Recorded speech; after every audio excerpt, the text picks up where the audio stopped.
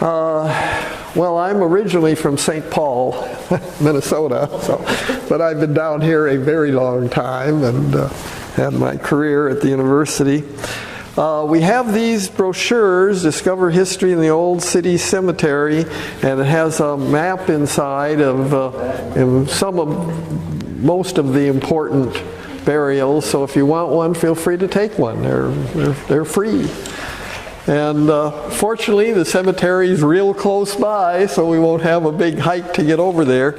And why don't we just follow along with me then? Oh, any questions, first of all? Anything? We'll certainly have time for questions when we get over there. Thank you.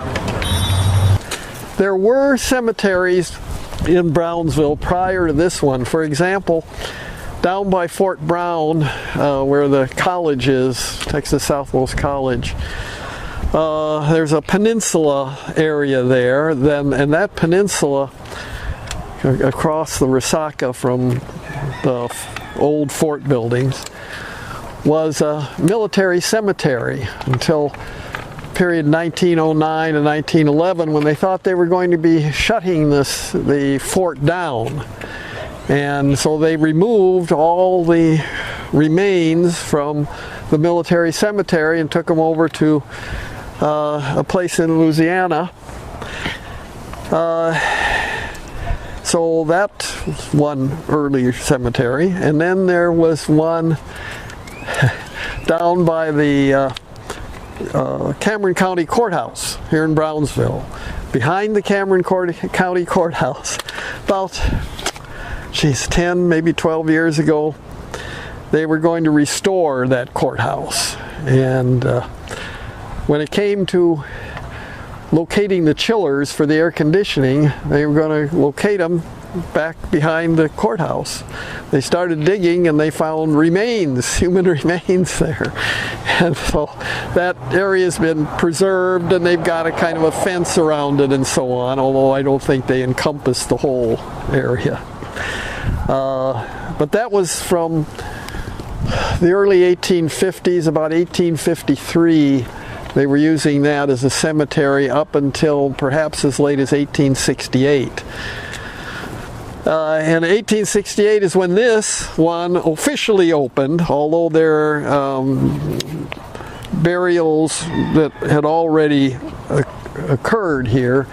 They couldn't really bury a lot of people because there were some kind of watery bogs in this area that presented a kind of a challenge.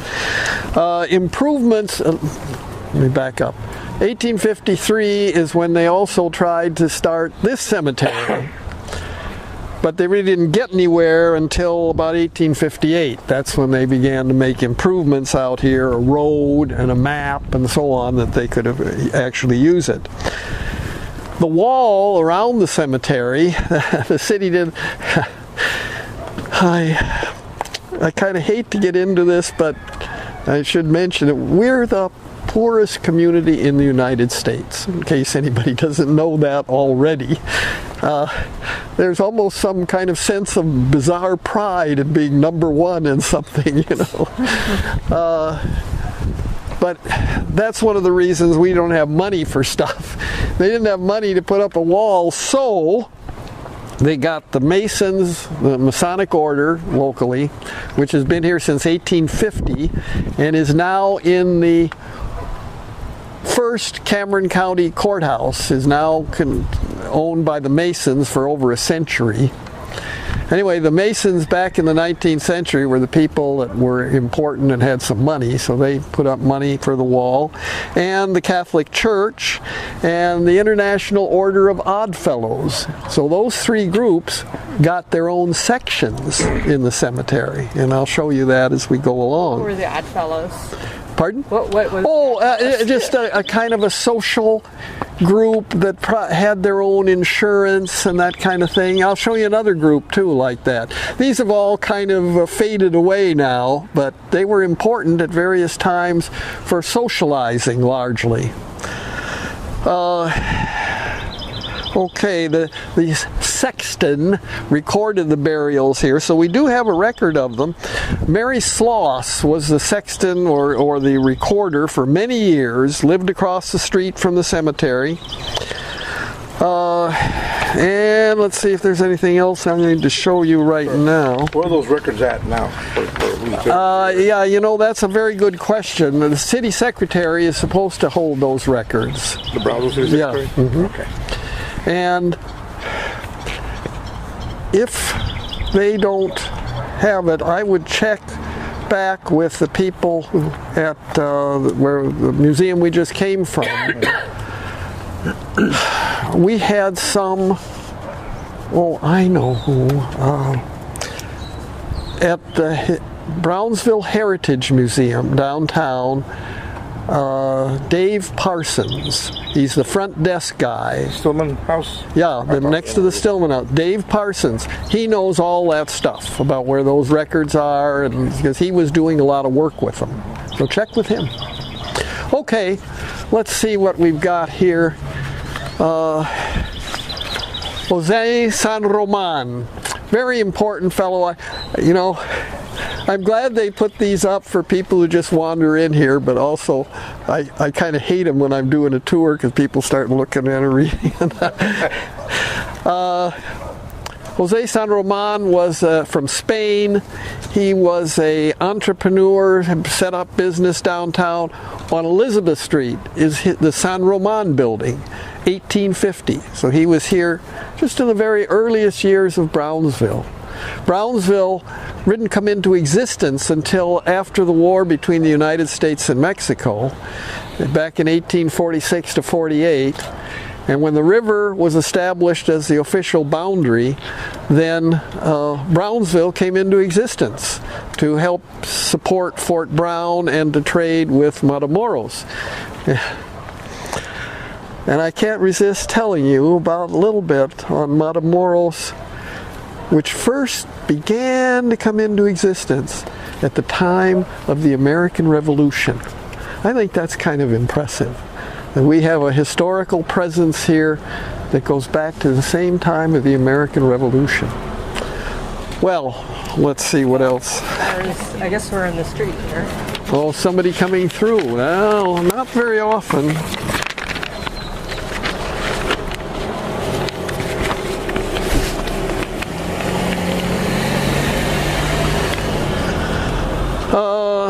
Okay, let's go over here.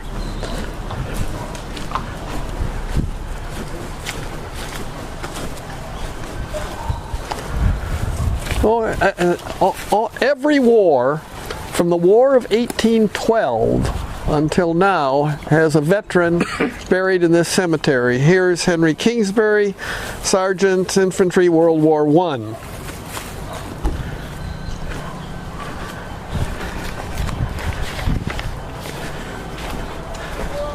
This is probably the most prominent, what would you call it, tomb in the cemetery.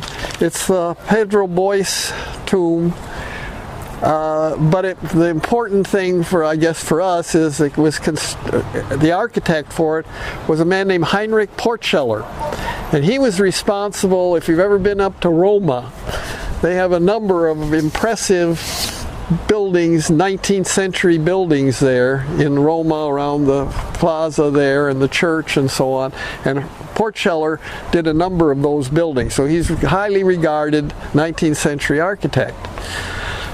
The Boyce family was around until, and may still be around.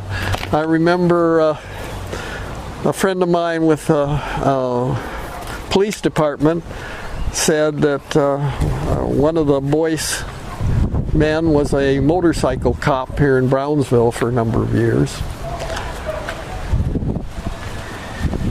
Oh. Don't let me run by this. Let me make sure I haven't done this for a while. This is the Sociedad Benito Juarez. This is a what's the term for it?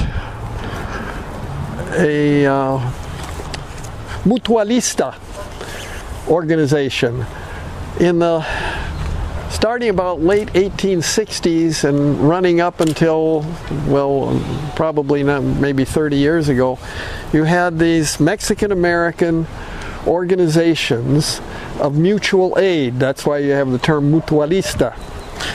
And they were organizations, but they also provided help to each other and insurance and so on. And one of the parts of the deal was that if you were in the Sociedad Benito Juarez, you had a burial place. And this is the burial place for that particular organization. There's another Sociedad Miguel Hidalgo in another portion of the cemetery we'll see. And supposedly there's a third, although I've never encountered that one. Miguel Hidalgo was the father of independence for Mexico, and Benito Juarez is one of the heroes of Mexico, so I'm not surprised that they're the names. You go to a plaza in a Mexican city, you're going to find a bust or statue of Benito Juarez and one of Miguel Hidalgo. So. Notice another feature here that you don't see in a lot of cemeteries up north, and here's a photo of a wedding photo of a family right there that will appear in some of the tombstones. Not many here, not many, but sometimes.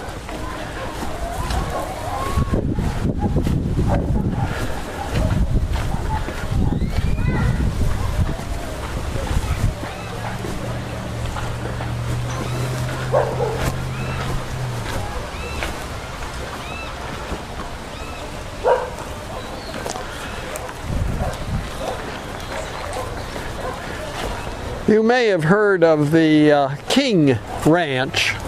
There's another big one up there called the Kennedy Ranch, founded by a man named Mifflin Kennedy. Well, this was the Kennedy family burial plot. But back in 1917, they established a new cemetery, Buena Vista Cemetery, another part of town, and it became fashionable to have your family buried there rather than here. And so the remains of the Kennedy family were dug up and taken over to Buena Vista, except for Adrian Vidal, who was a stepson of Mifflin Kennedy.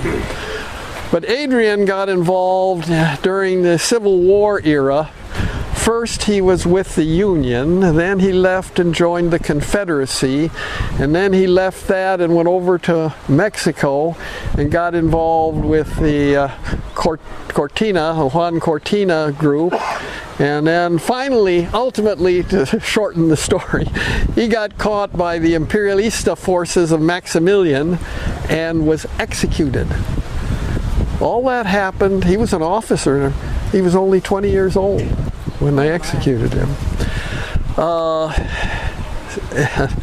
That's the way things went back at that time. But apparently he was kind of an embarrassment to the family, so they left him.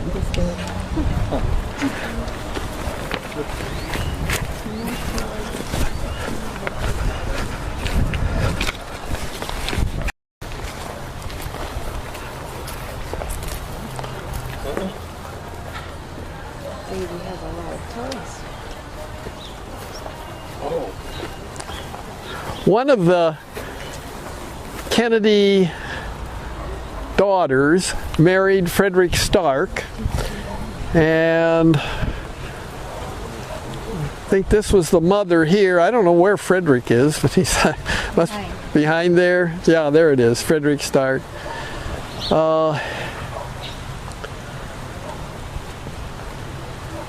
And they had a couple children. There's one of them, Charles William Stark. He didn't live real long either, did he? This is Daisy. Poor Daisy was only 4 to 5 years old when she ran out in the street at some kind of parade or something and was the first person killed in a vehicle accident. A horse-drawn carriage or something hit her and she was killed. And there are people who still believe that there's some kind of presence here, and hence the toys, all these little things here in remembrance of Daisy. You see the flower kind of bent over, one flower bent over there.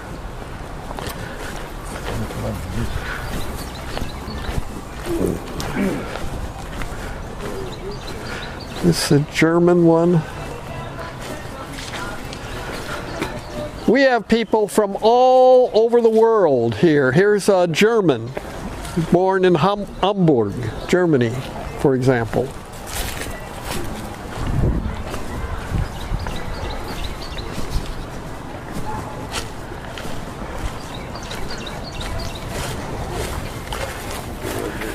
Here's a Confederate.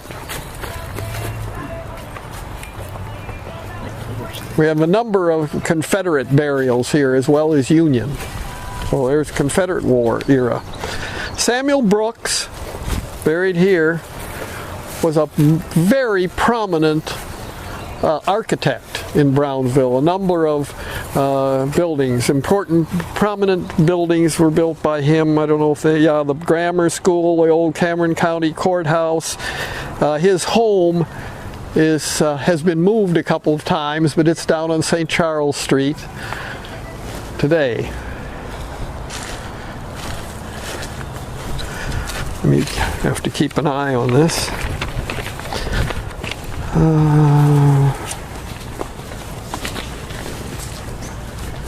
Oops, pardon me.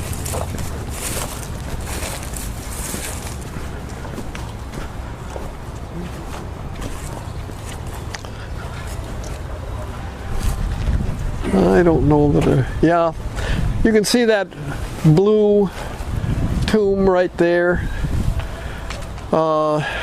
Werbisky was the name of the family there, and one of the Werbiskys. Just remember that name.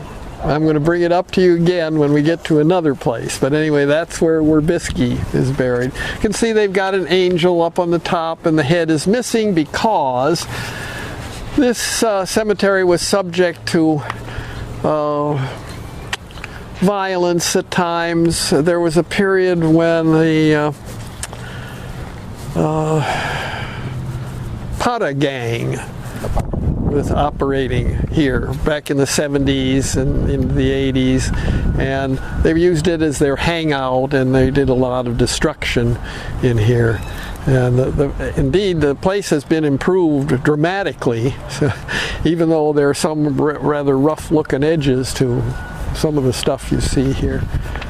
Let me see who else I want to show you. This is the tomb of Samuel and Felipe Cobb. If you were to read those stones in the back there, you'll notice that they died on the same day. They were brothers. Back in the late 19th century in Brownsville, and Laredo as well, for that matter, there were two political parties, the Reds and the Blues. And there was a lot of hostility and a lot of friction, despite the fact that neither one stood for anything other than our people against their people. And one of the elections, around 1890, let's see if I've got to read the date on it, 1898, the Cobb brothers switched sides, went to support the other party. It doesn't really matter which one.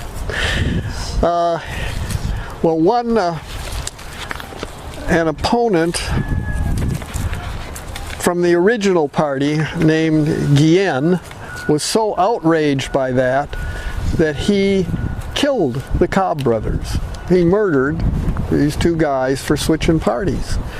Well, Guillen was arrested and put in jail, but some of Cobb's relatives and friends, led by Mr. Werbisky, broke into the jail and fired guns through the bars of the cell and killed Guillen. So, violence. In Laredo, it was the Huaraches versus Las Botas. The huaraches presumably representing the poorer element, and los botas representing los ricos. But same kind of thing. There really wasn't much difference between them. Anyway, those two political parties functioned well into the 20th century for a long time. Two political parties. So that's the story of the Cobb brothers. Do you know who the Schwartz girl is? Or? Nope, don't know anything about her. Notice she didn't live very long either. She before the year they died. Yeah, but not directly associated with that. Right over here, if I can make this step. This is a veteran of the Battle of San Jacinto on the Mexican side. Rafael Morales, veteran of the Army, born Mexican, hero of the Battle of San Jacinto, son, etc., etc., etc.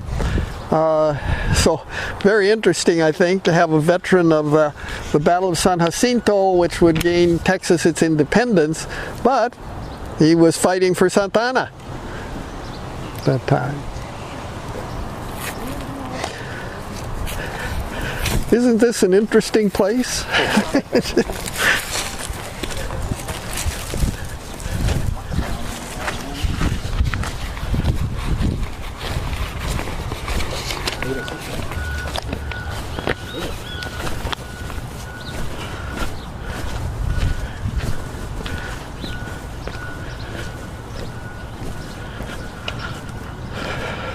Are the large tombs just a matter of money? Yeah. Yep. We're fortunate in a way that the drought has kept the weeds from springing up all over the place. This can get very weedy when it's been raining. Here's the first mayor of Brownsville, the first judge of Cameron County, Israel Bigelow.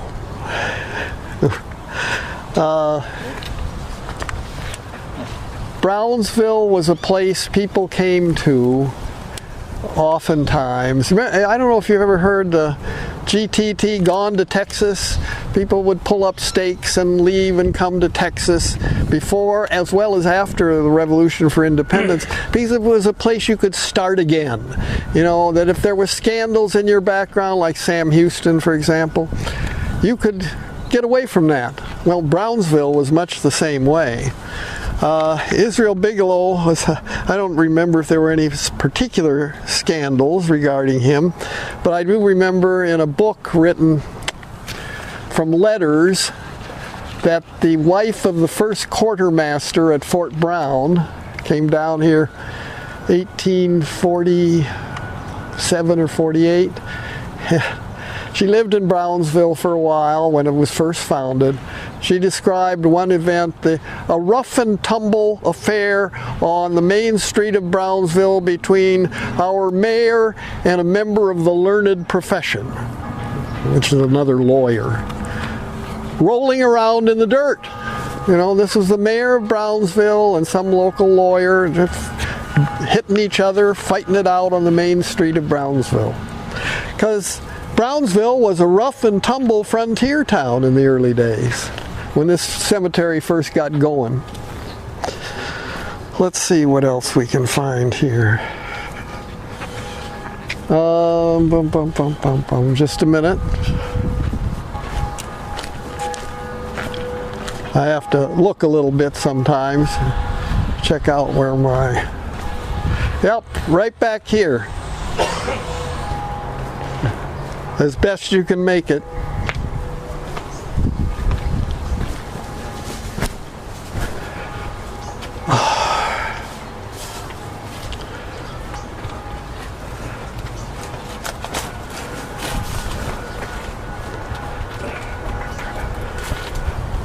This was the family plot for the McAllens. We've heard probably of John McAllen. Well, that's who McAllen is named for.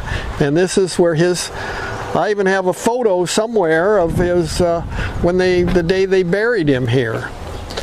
And his wife, Salome Bailly McAllen, born in Matamoros, August 1830, died Brownsville 1898.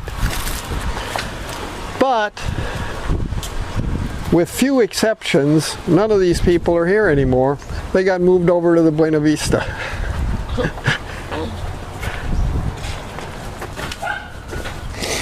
I don't know what that one says for that matter. If there's, don't know. Henry Miller.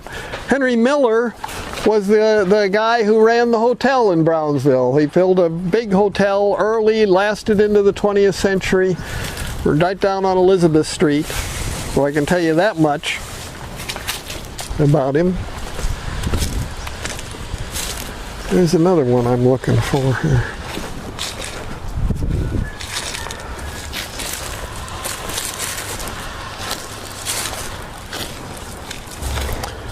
Notice the peculiar positioning of this particular tomb.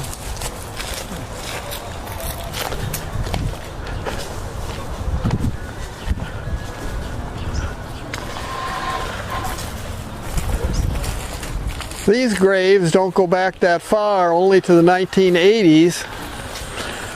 Missionaries, Baptist missionaries to Mexico, and they're being recognized. This one, Reverend David C. Creve, died 1866. So did this one. Were they in some way murdered? Oh, we have no way of knowing. But 1866, that's during the Civil War going on in Mexico between the Juaristas and the Imperialistas, Maximilian versus Juarez, so it's very possible they got executed, but I don't know the full story on them. Now here's another Civil War burial of a veteran from the Civil War. This died in 1867, Lieutenant Colonel in the regiment of U.S. Colored Troops. So he was a commander of the black soldiers during the Civil War, George Dennett.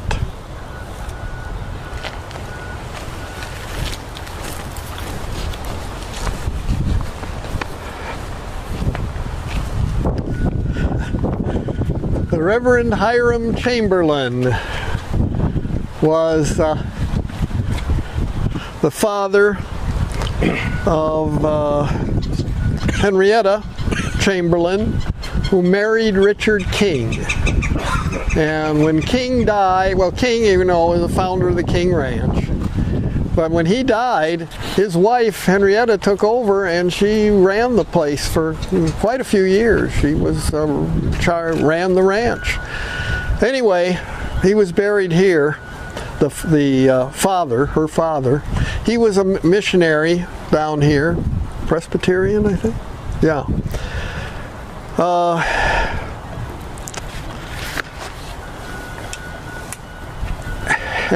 I remember a woman that was kind of looked after the cemetery for a number of years told me that this began to look pretty shabby at one point. And so she went up to the King Ranch headquarters and said, hey, Richard King's father-in-law's tomb looks pretty shabby, better do something about it. And they did. They fixed it all up.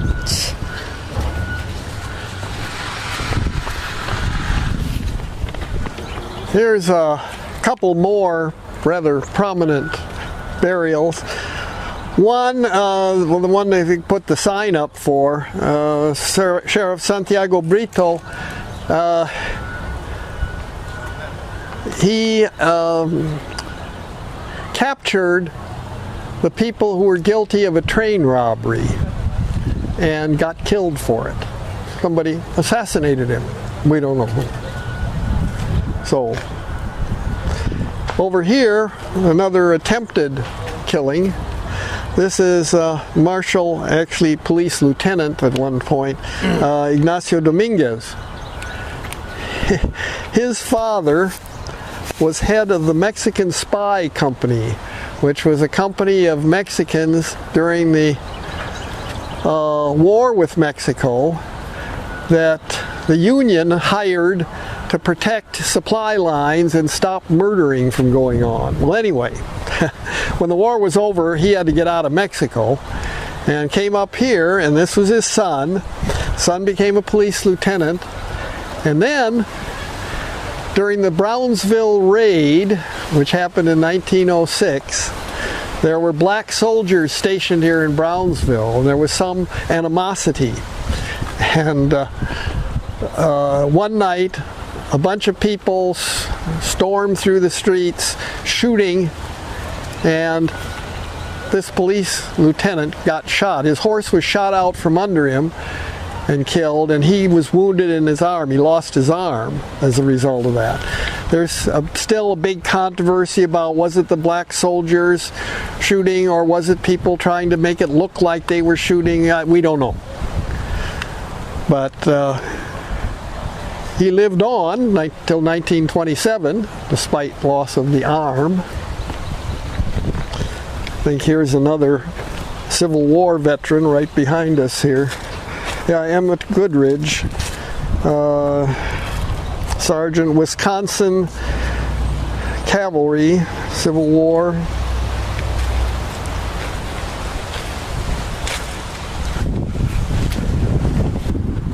You'll notice these cement posts with a groove in them. That was to support what amounted to an anchor chain that went all around this section that belonged to, the Masons. All the way along here, up along here. Henry Maltby, wife of Henry Maltby, he's here somewhere too. H.A.M. probably. He was a newspaper man. He had his own newspaper here in Brownsville for a while. Later on moved up to Corpus. You can see he had a daughter named Texas Bird. Only lived a very short time. Why is there water in there? That's a good question. Oh, this faucet, yeah. Okay. Yeah, they need to tighten that up.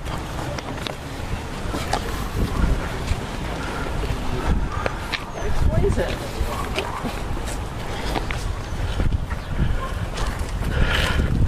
J.J. Koch was a prominent Brownsvillian. He was in the Civil War, another Confederate, as I recall. Victor Sabri. This is kind of an interesting story. I was just checking on it last night. He got involved in the Rio Grande City riots of 1888. Somebody got arrested and supposedly tried to break out of jail, and Sabri shot him.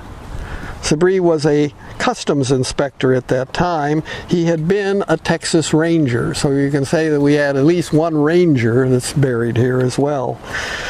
And he also took a shot at Catarino Garza. Catarino Garza was kind of a famous revolutionary who tried to overthrow Porfirio Diaz, who's a longtime dictator of Mexico. He didn't succeed, but he operated here along the border for a while, trying to stir up opposition to Porfirio Diaz.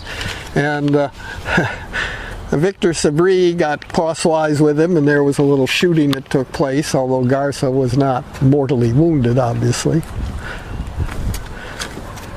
Did the families plant the trees, or? Some of them were originals here, and I don't recall any specific items that were mentioned as such. There doesn't seem to be any rhyme or reason in terms of the variety or location. No, they were here. The orange tree. This is where the Masonic Lodge entrance is, obviously. And over here on this side is the Odd Fellows, and over on this side was the Catholic portion, although the Catholics did not use it exclusively. Look at the tree stumps. Those are the Woodmen of the World memorials. This is an organization, a fraternal organization. If you belonged to it, paid your dues, you were entitled to a burial place and a tree stump-like tombstone. And in older cemeteries, you still see a lot of those today. Look, we got 1, 2, 3, 4, 5, 6 right here. And there are a few others scattered around too. Woodmen of the World. Yeah, they're around. They're all around here. Another one over there. Another one there.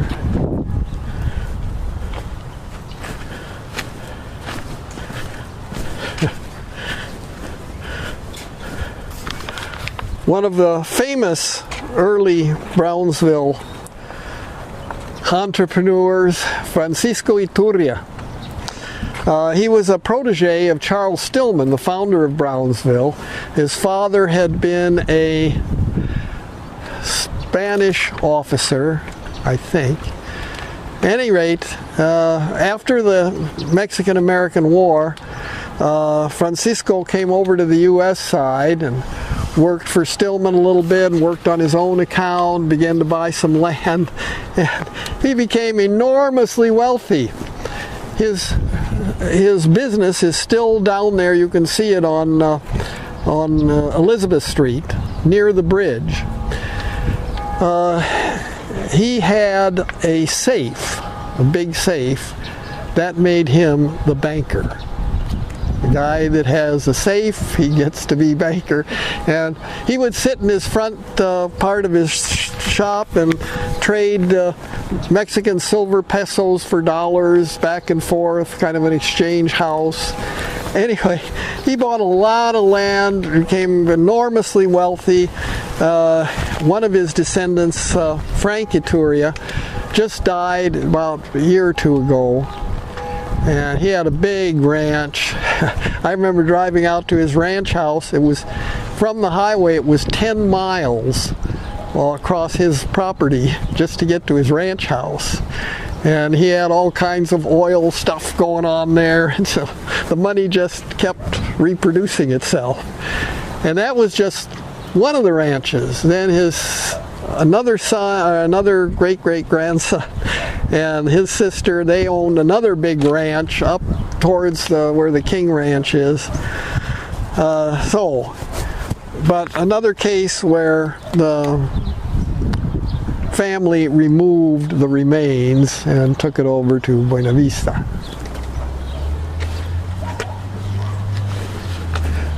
But we had him first.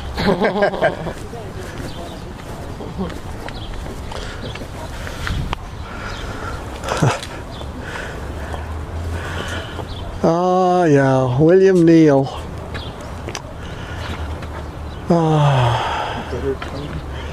Yeah, 1807 to 1896. Yeah, William Neal.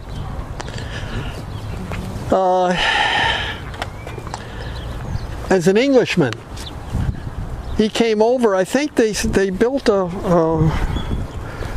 ship that was to be used as a naval vessel, either against the Mexicans or for the Mexicans. Anyway, somehow he came over with it, wound up here in Mexico, and eventually went back briefly to England, married a woman, came back here, and wound up in Matamoros.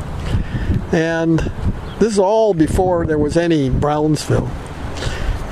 And he opened a stagecoach line out to what is now Port Isabel area, and built a house on this side, which still exists, and we're trying to get it relocated so we can fix it up.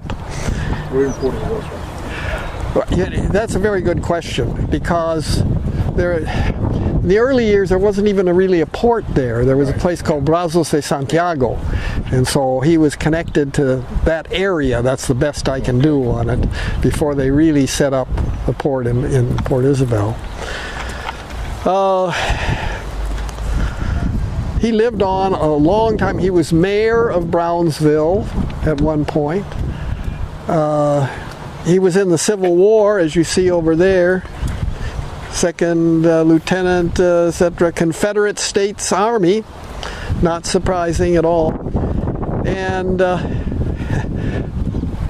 Juan Cortina was a famous controversial figure who raided Brownsville. I'm giving you the very short version here.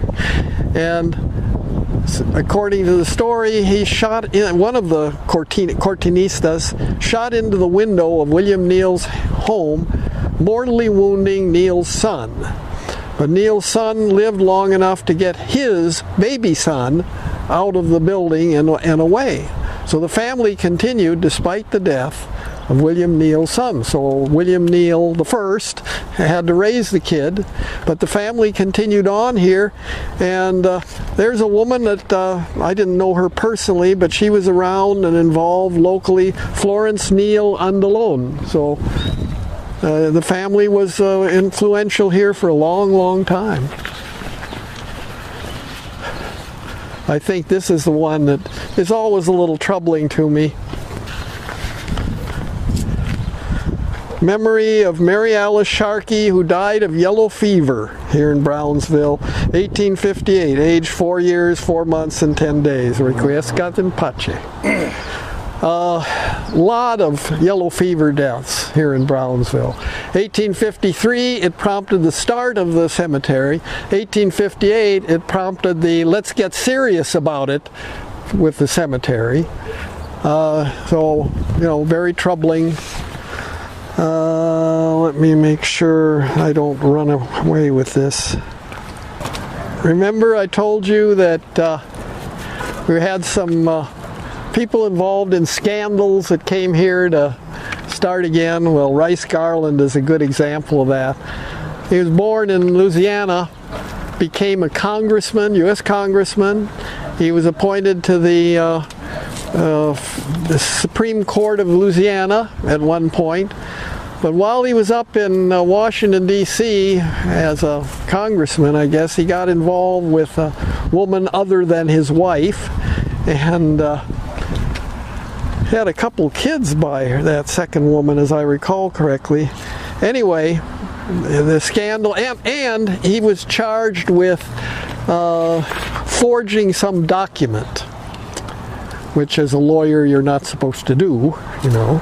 Anyway, he came down here and started over, had a legal business here, and first in Matamoros, then, you know, on both sides, and eventually 1863 died down here. This tombstone had practically disappeared.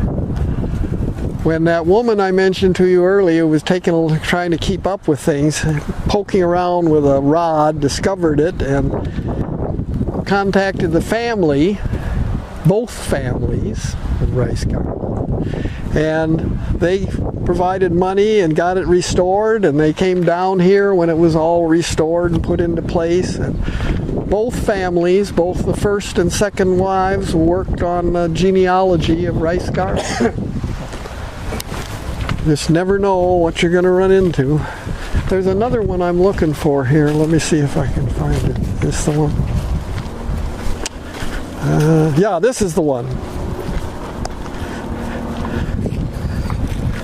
Notice when he died, 1849.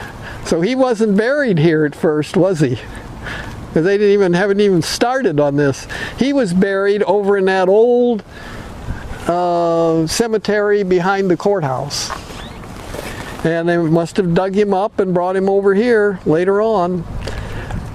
Another German, 1849.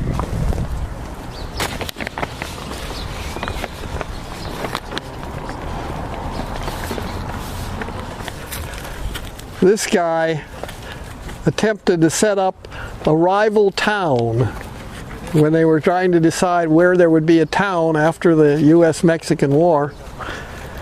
That he founded Shannondale, which didn't survive. You don't have to all come back, but Frank Natus was a bartender in I think it was the Ruby Saloon downtown The night of the Brownsville raid, remember that issue about black soldiers, whether or not they were shooting up the town? Well, he's the only one that got killed. He was bartender, stepped outside and lit a cigarette, and boom, he was shot, dead. Here is what's believed to be our War of 1812 veteran, John Roach Butler, who was in a naval vessel as a very young man in the War of 1812. We believe. It's tying these things down exactly from the War of 1812 is a little tricky, but it's generally believed that's the case. Here's Stephen Powers, captain of volunteers with Zachary Taylor's army at Matamoros during the war between the United States and Mexico. Settled here in Brownsville. Founder of one of the political parties here.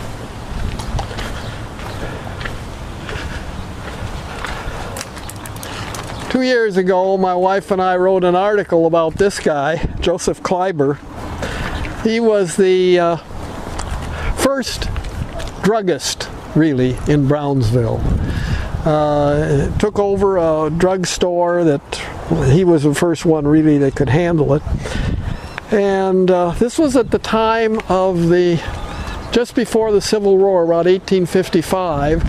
And when the Civil War came, he was on the Confederate side and had to leave sometimes, go over and stay out in Matamoros for a while, because when the Union took over the town, and then when the Union was thrown out, then he could go back. And he was also in charge of the post office for a time. And after the war, he was the one largely responsible for the first railroad into Brownsville from Port Isabel. Narrow gauge railroad, and if you haven't seen it when you get back to the museum, the engine from that train, one of the engines, is in the little separate room there at the museum, out back. I don't know that we have to go all the way over there. You see that arch over there? That's the entrance to the Sociedad Miguel Hidalgo. That's the other Mutualista plot, where members of the Sociedad Miguel Hidalgo could be buried for free because they had paid their dues and they were members. Captain William Kelly, Lieutenant 8th Regiment U.S. Colored Troops, Civil War. He operated the last steamboat on the Rio Grande, the Bessie. There was a big steamboat business right after the war between the U.S. and Mexico. A lot of business, but by the early 20th century, it was gone. He was also the chairman of the school board here. It was responsible for building the first real school in Brownsville, the old grammar school on Washington Park. See that headless statue there?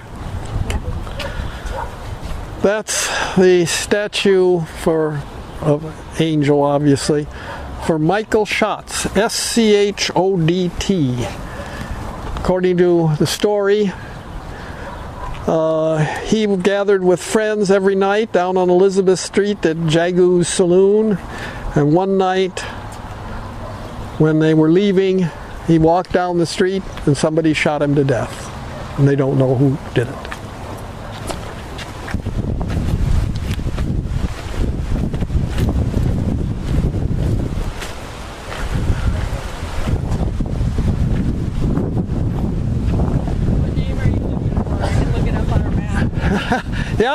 Yeah, and it should be there too, McManus. Okay. Should be out here. I don't really see it. Yeah, 26, see what we got. No, they don't have it on here, it looks like. No. Nope. They should put it on there. Anyway, I'll tell you about it, because he's buried here, somewhere in this vicinity.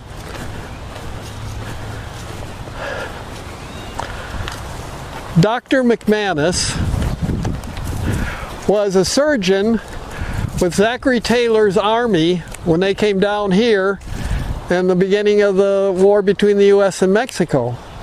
After the war, he had a house built on the plaza in Matamoros, and so he played an important social role in the Matamoros-Brownsville relationship for many decades. And perhaps the most unique feature about him is that he had one of the death masks of Napoleon. They made apparently 3 death masks when Napoleon died, and somehow McManus got a hold of one of them. And I've seen it many times, his tombstone. I just never exactly sure where it is. Yeah, I usually manage to find it though.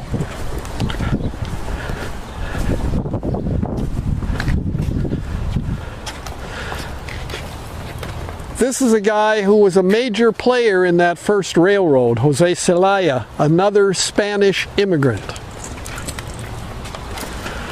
Right over here you can see one of the most important figures in Brownsville's political history, James B. Wells. Up a level or two in counties here in South Texas is a county called Jim Wells County. It's named after this guy. He was known as the first boss of Brownsville. The late 19th century, most major cities in the United States had a boss, somebody who was so politically powerful that he controlled everything. Well, Jim Wells was the boss in Brownsville from 1890 up to certainly 1920. Well, roughly. He was able to manipulate voters. He would get support from the ranchers and the businessmen by keeping things under control, and he got the support from the local Mexican-American community by handouts. He would give people money. Somebody needed, their father died, they needed money, he'd give them money. And so people were grateful to the patron, because that's how he liked to be thought of. But, of course, he was corrupt. So, not an unusual phenomenon, but somebody who played a big role here in Brownsville, helped bring the railroad to Brownsville. This is often considered perhaps the finest piece of art, other than that Boyce tomb, but finest statue here in the cemetery,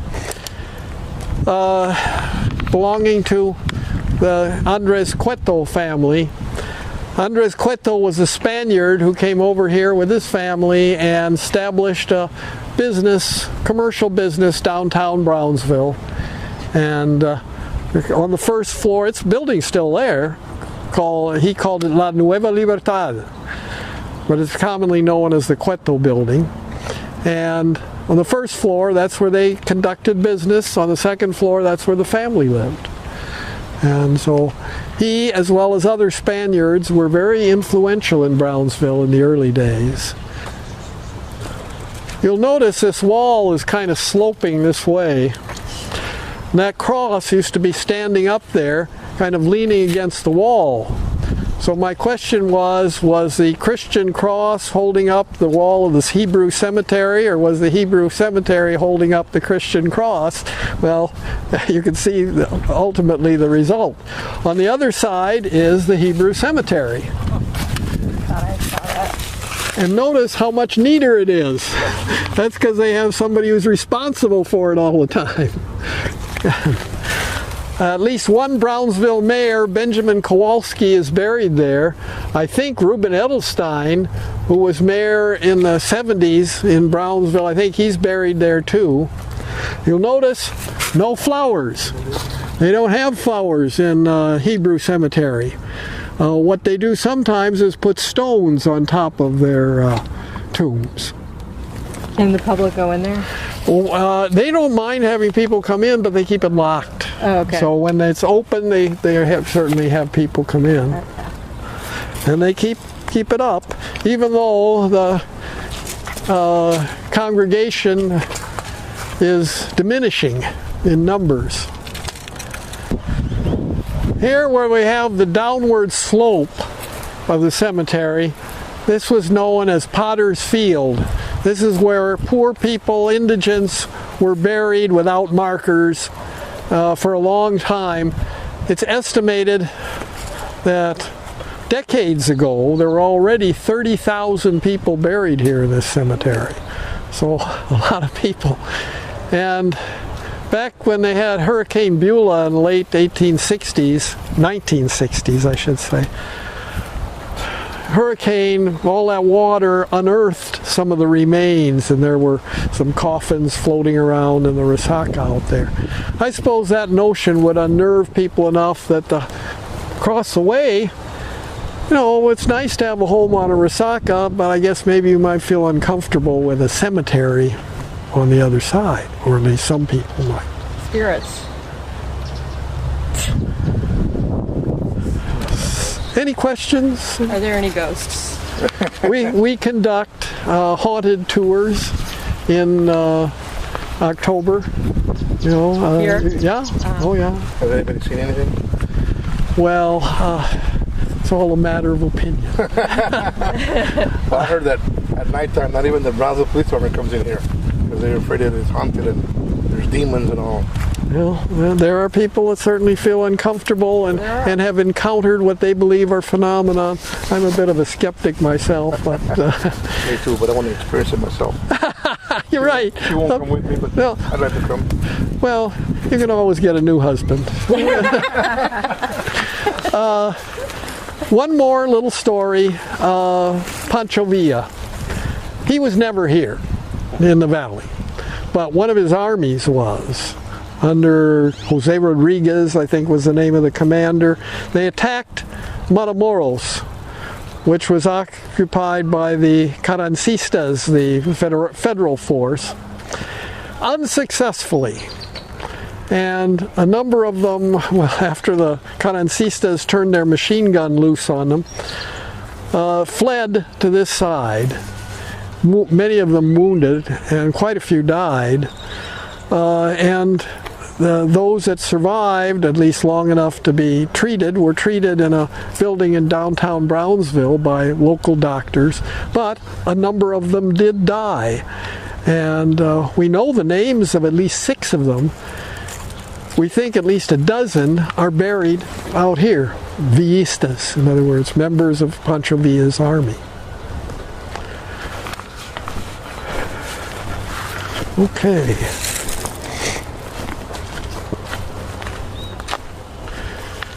Now, the brochure gives you a slightly different tour than what I just gave you. I gave you the Knopp tour, which is very similar but not identical, and they have some places that they might show you things that you can read about.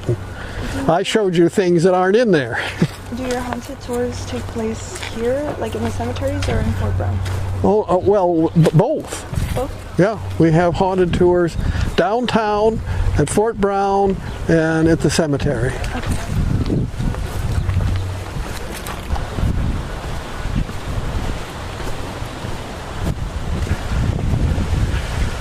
Yeah, there's that McManus one I couldn't seem to find. Born 1824, died in Matamoros 1906. Assistant surgeon to the Andrew Jackson Regiment in the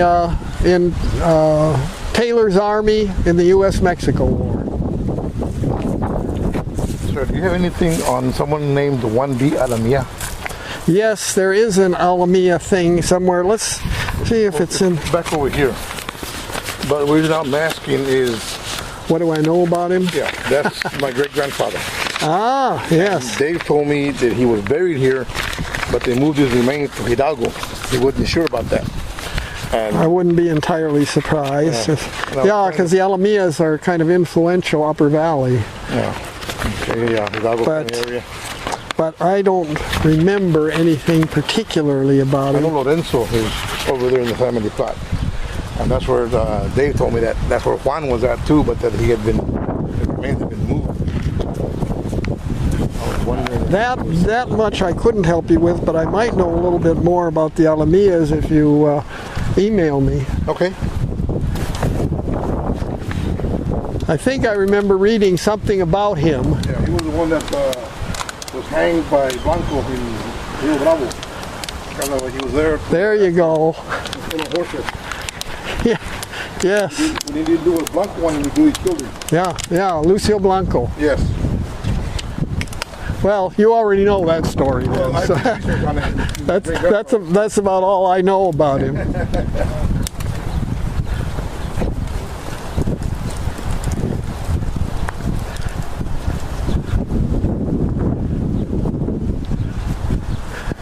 Well, we had a kind of a nice day for this. It's a little warm, but I remember the first time I saw this cemetery, or went into it rather, with this woman who kind of taking care of things, and it was drizzling and overcast and eerie, and it was the perfect weather to see the cemetery. I know next week is going to be raining. Pardon? Next week is going to be raining. Yeah, so I understand. There's going to be another tour. In October, you have the haunted one. Yeah, we have haunted tours middle to late part of October at Fort Brown and downtown and here at the cemetery. Big time or nighttime? Nighttime. Yeah, that's what I figured. We start out in late afternoon. Okay. When the sun goes down. I went to school at Sam Houston State, Oh yeah. and the fraternities take the pledges to the prisoner cemetery. Of course they do. There's a filled-in well that's there. It's only like 2 feet deep, but in the dark it looks like a well. And They put 'em in there. They make you jump in from the ledge. You'll jump in the well. Typical college fraternity hijinks. Yeah.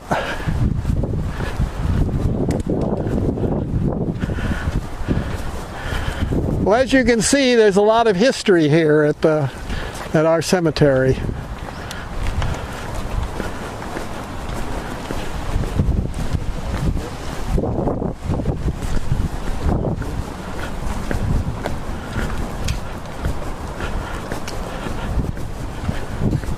Are there still programs for high schoolers to start taking college courses?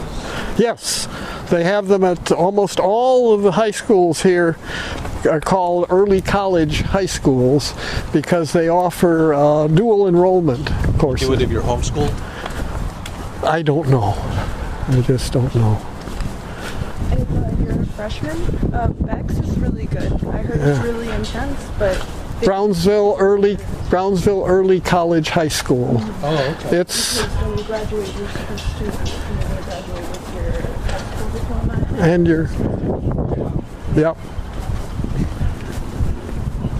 Ideas are good, but I mean, the workload, like every teacher is told to give at least 3 to 4 hours of homework every night. Oh. Yeah, so it's My brother's an elementary teacher, right? I don't know much about it.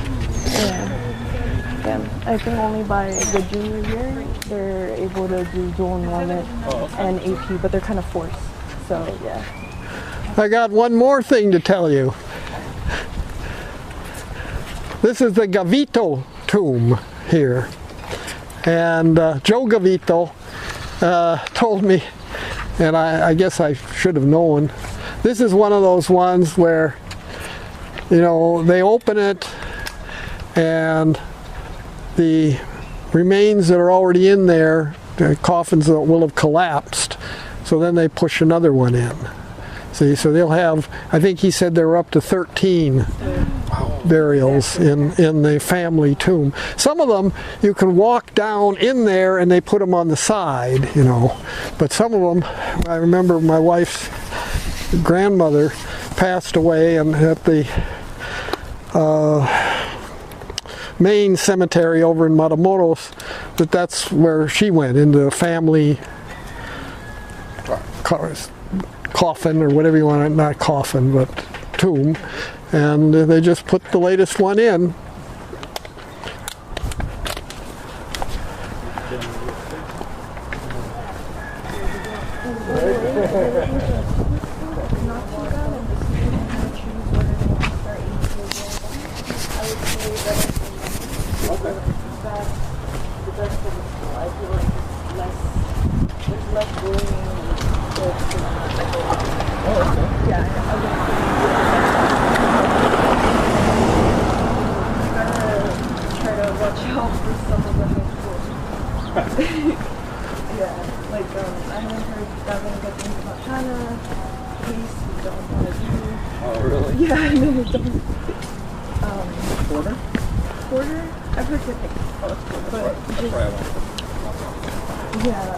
My mother says the only, because she's with the school district, she says the only thing about Florida is that they don't have much funds, so they don't have like good textbooks or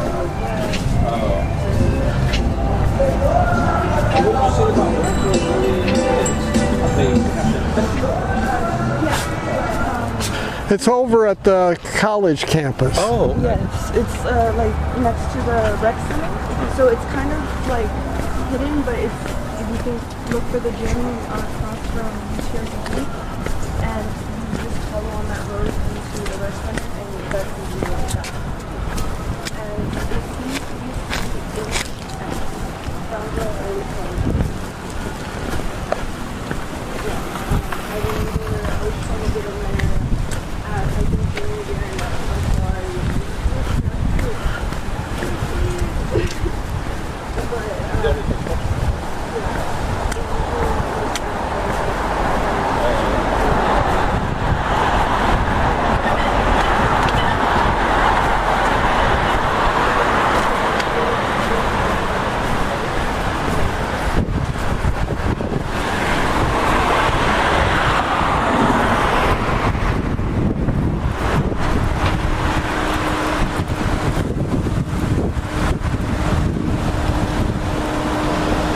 Come on.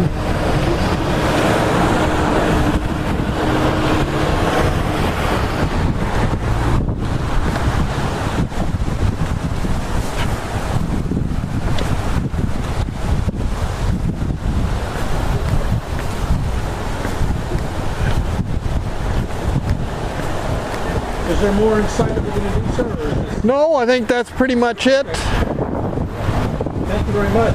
Well, thanks for coming along. Thank you. I was gonna ask for just regular days at the museum, like, do they charge, or how much do they charge to just go in, look around? I think you better come in for a second. Okay. Since I'm a life member, I don't pay anymore, so I don't remember. I've been living here since I was born, but like, I don't know why, I've just never heard of anything that Brownsville has to offer, like the art museum or the historic museum. But I'm a huge lover of history. Well, this is the place to come then. And cemeteries.